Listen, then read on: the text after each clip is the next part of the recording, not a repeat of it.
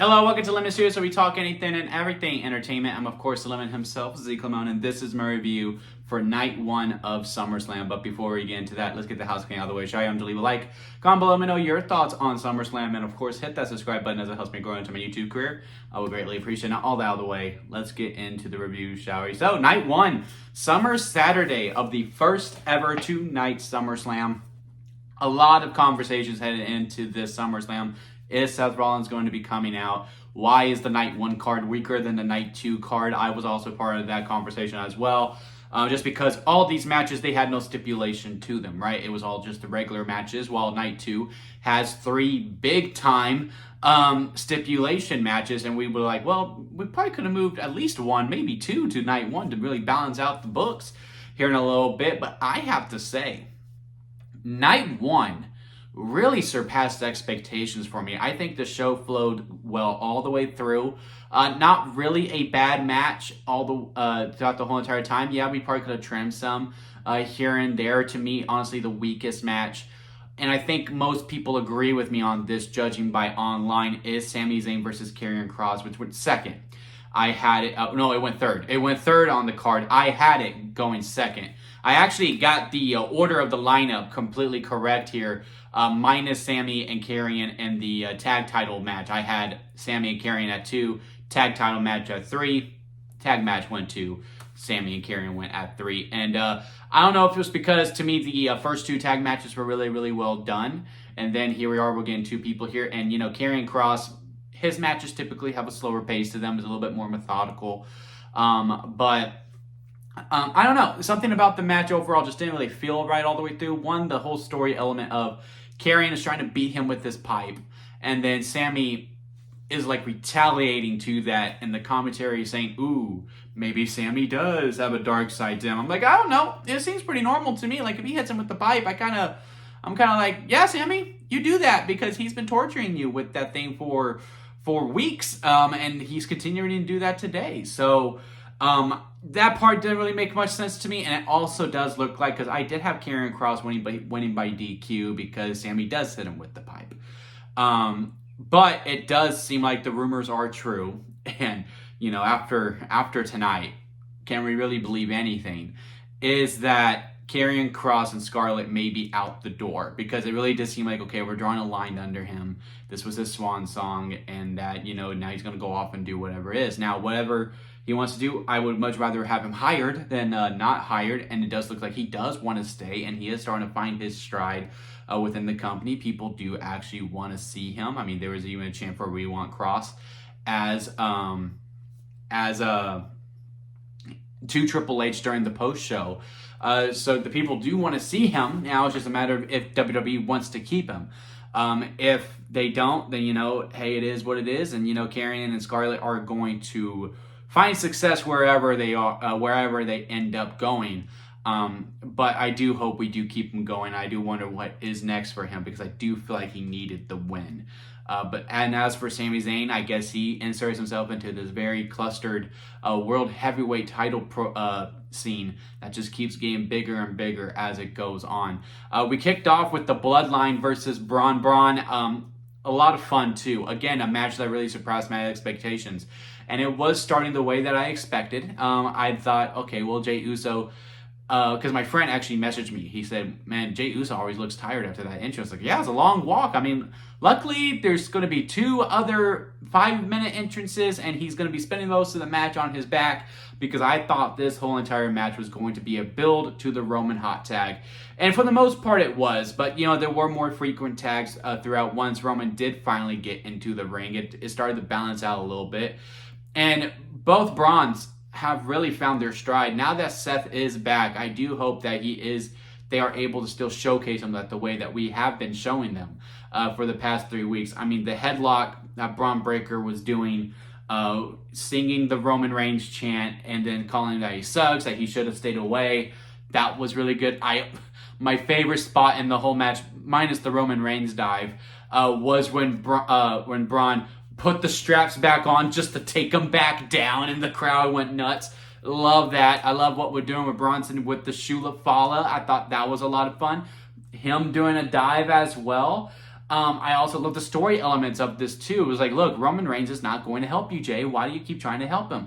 And then Roman sacrificing himself. I mean, the big one was taking the spear, but he got in the way of Jay. He took the hit at least 3 times throughout the whole entire match. And then, of course, he does that majestic dive. I was like, okay, Undertaker. You think you're Undertaker doing that dive? Which he honestly kind of did a little bit better because he flew. I don't even think the Brawns were like, oh my God, we're too close. We just did not expect that he would be able to fly that far ahead. So that was amazing. And then Jey Uso getting the win really caught me off guard too. I was really happy to see that again. Roman pushing Jey out of the way, taking the spear, and then here comes the super kick and the spear, and then the frog splash onto Bronson Reed, which we all knew what was going to be the case. They get the 1, 2, 3, and again, it was a really fun opening match. Again, I was just really surprised by it. Like, I knew it would be good because Roman. I know a lot of people hate on Roman, but he is a good worker. So I knew it was going to be elevated because of him. I did not think it was going to get to that level of fun within the opening match of SummerSlam. Same for the women's tag team title match too. In a lot of ways, it was kind of booked the same, especially with the ending. You know, Alexa has Roxanne in the position for the sister Abigail. She looks like Charlotte. Charlotte's like, I'm going to kick you, Alexa. But no, she's actually going to kick Raquel. You can kind of see how that's similar to the ending of the first one, but, you know, different meanings. So therefore, it was still fresh. She hits the sister Abigail. 1, 2, 3. Call it a day. We have brand new tag champs. Did call that as well. But, you know, that is the right decision to go. I don't think the Judgment Day need them. I think now that they're going to slowly start losing the belts, I'm still kind of hoping AJ Styles wins tonight to get his title, and then, you know, Finn's the only one with gold. I think that there's some fun that we could have with the Judgment Day before we do officially break them up once Liv Morgan comes back. I think them losing the tag titles just help with that because, again, the Judgment Day are now back up to here. Really doing a really good job with that group, and losing the tag titles to me just brings more interest within it because now it's like, hey, because, you know, Finn's like, don't worry about it, guys. We still have all the belt. We're going to be good. It's going to be all good. And then if those 3 lose their belts and Finn's the only one with gold and he's the only one in a good mood because when everyone else had gold, he was the only one in the bad mood, to see that dynamic switch out is very, very interesting to me. I did see a lot of people saying the finish was a callback to the Bray Wyatt and Roman Reigns spot. I didn't necessarily see that. Again, I saw it more as, you know, similar to the Roman and Jay ending with just a different context of Alexa's thinking she's going to hit her, Charlotte's going to hit her, but then she actually hits Raquel instead. I did like that, but you can also call it that. Yeah, it was a callback to the Roman Reigns and Bray Wyatt spot. That's that we keep mentioning back all the way through. But yeah, still a very, very fun tag team match. I really did much enjoy it. And, you know, I'm hopefully we keep this momentum going. I hope to see Bliss and Charlotte on Raw, and I hope to see them on SmackDown. I hope to see them on NXT. I hope these titles get defended frequently. I wouldn't mind Bliss and Charlotte versus the Kabuki Warriors. I wouldn't mind Raquel and Roxanne getting another shot at them. Let's just keep this division lively, because you know, they have the tendency of changing the belts and then, you know, they disappear. We already talked about Sami Zayn and Karrion Kross. Not going to get much more into it. Then we had Tiffany versus Jade. This was the only one. Well, I had Karrion winning, but I really thought Jade Cargill was going to win against Tiffany Stratton. Nothing against Tiffany. I think she is a great talent. I love both girls. In all honesty, I'm a huge fan of theirs. I was actually really looking forward to the match. I think the build really did them a disservice because I think both characters are so good, and I think we could have really dug into it a little bit more regardless of the 3-week build. I think we could have had a lot more fun with them because they're both really good characters, and again, I'm a huge fan of theirs. But I was like, well, you know, Jade probably needs the win just because the SmackDown women's division, to me, just needs a little bit of a shot of adrenaline, right? And, you know, when you change a title, that's sometimes the adrenaline that you need. But as for the match itself, again, I don't see why a lot of people are hating it. I don't know if it's because simply they wanted Jade Cargill to win. If that is it, you know, by all means, be mad about it. Your favorite lost. You know, and we're going to get into it when I get to the main event. I was really upset by the main event. Well, the main event, I should say. But yeah, I like how we booked, hey, we're going to keep to their strengths. We don't need to go more than 10 minutes. We don't need to overthink this. Do y'all's big moves within the 7 minutes. PME, 1, 2, 3, that's it, ball game. And I thought, again, they executed that very, very well. I think Tiffany has really found her stride of just really laying her stuff in where it's almost borderline like, did she forget that this was a work, this whole entire thing? Now, did it necessarily get to that extremes in this match? No. Out of all of her title defenses, even though I was over the Nia matches, I would probably put the Nia matches and then Charlotte above this one, sure. But that doesn't necessarily mean that I thought the match was bad. Again, I think they really played to both of their strings very, very well. I do think now, again, maybe Bianca is good to go because Bianca versus Jade does not need a title within it. And maybe Jade is going to go heel and attack Bianca so we can have a reason as to why she is turning bad. It's like, well, I have no backup and I can't do this on my own and I blame Bianca for it or something. Or there's about to be a draft and the Real World title program. It's about to be on Monday nights with Naomi and Jade Cargill. But I've also heard, Stephanie Bakir is about to get a really, really big push. So should she get the world title? Either way, I think Jade's about to go red. I don't think she's going to be blue for much longer. But yeah, overall, the match to me was really good. I had a lot of fun with it. Again, they just played it simple, played to their strengths, and then just had a very fun match. And then in the co-main event, we had RK Roll versus Indrusive. This was another one where I was like, okay, I'm going to take a chance here. I'm going to pick Logan Paul and Drew McIntyre to win. And for the most part, they did. They won, which I am really, really happy about. And Jelly Roll took the pin, which, again, I did call as well. I know I'm just kind of patting myself on the back on this, but I never really get this much right throughout a show. So let me be, okay? I am really, really... it's very, very rare where I'm actually often able to book a show as much as the actual product that they did. So yes, I'm going to take a couple of victory laps around it. But yeah, I liked everything that we did. Jelly Roll really did come to work. There was a lot of good... What I appreciate about him is that he played it real. If that makes any sense, because you could tell this was his first time in the ring. Some things, within the footing, he just wasn't fully comfortable within it, right?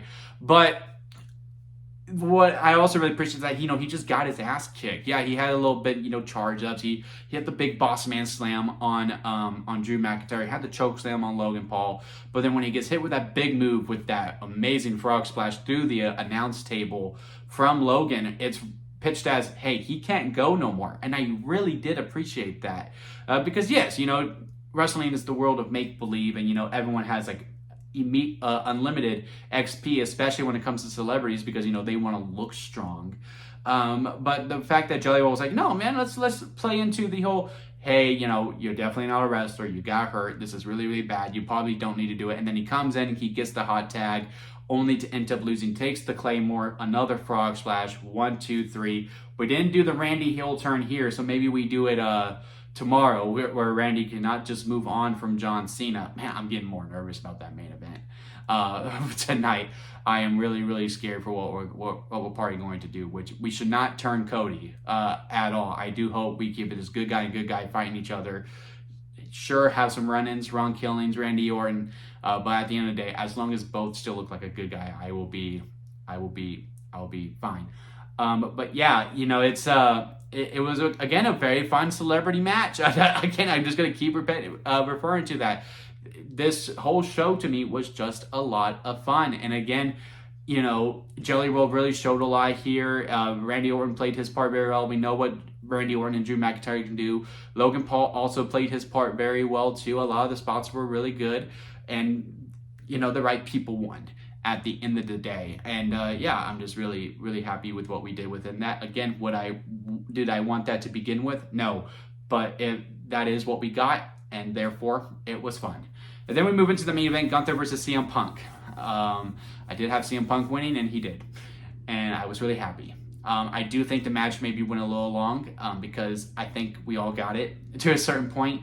I do like this narrative that Gunther's biggest weakness is himself. It is his arrogance because he just keeps beating Punk's ass throughout this whole entire match. And again, I think we could have maybe shaved 3, maybe 5 minutes off of this because again, I feel like we all got the we all got it for the most part. But then once Punk does hit him on the announce table, throws him over, Gunther's busted open. Then the couple of GTS happens. 1, 2, 3. Boy, was I happy.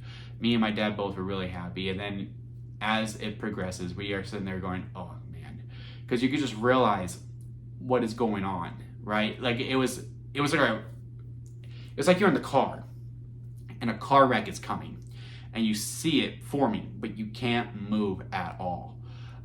Because my dad was like, he's coming out. I'm like, no, he's actually hurt. Because like I said, I am under the impression that Seth Rollins is actually hurt. I'm going to leave myself open to get work, and I'm going to buy into the reports that he is actually hurt.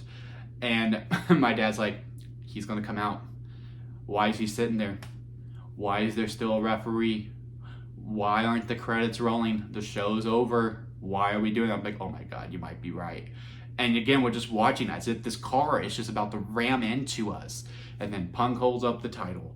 And then you hear burn it down. And then you're just going, fuck. Then he comes out. And I'm also getting texts as this is happening too.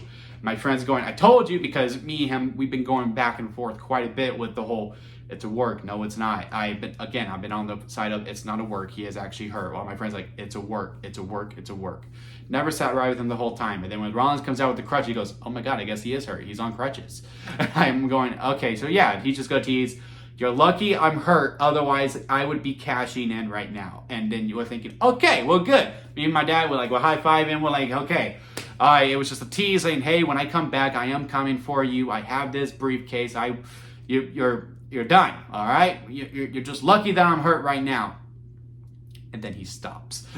And then he throws the crutches down. Crowd uproars. I yell, fuck. And my dad goes, fuck. And my friend texts me, ha! Because he knew it was so. Takes the brace off, runs down, cashes in, 1, 2, 3, and I have been worked. Hey, man, more power to them. Wrestling, I'm supposed to get worked, and I am very happy with what it was. It was a very fun ride. I am going to remember those final 5 minutes and 17 seconds because it is now reported that CM Punk held the title shorter than Drew McIntyre did at WrestleMania 40, which is just good poetry in motion. As a huge CM Punk fan, I am really sad. I was really mad in the moment when Seth Rollins cashed in, which is what I was supposed to feel like.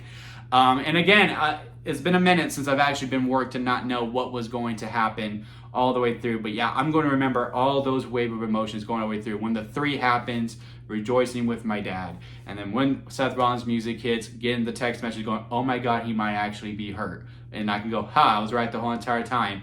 And then he throws the crutches down. I get the ha, and me and my dad yelling the F word, and then the whole thing happening. I'm going to cherish that for a very long time, for maybe the rest of my life. And those are the types of moments that wrestling just brings you, right? So yeah, that was it. That was Summer Saturday. Now we get ready for the Sunday Slam tonight, which is again a much more beefier card to me personally. And you know, with night 1 really surpassing expectations, I can only imagine what night 2 is going to do, which might mean it might be a disappointment. It's funny how that works, right? But let me know what your thoughts on night 1 down in the comment section. Leave a like if you made it this far within the review. I do greatly appreciate it. And again, hit that subscribe button as it helps me grow into my YouTube career. And until next time, guys, I'll see you here at Limit Studios.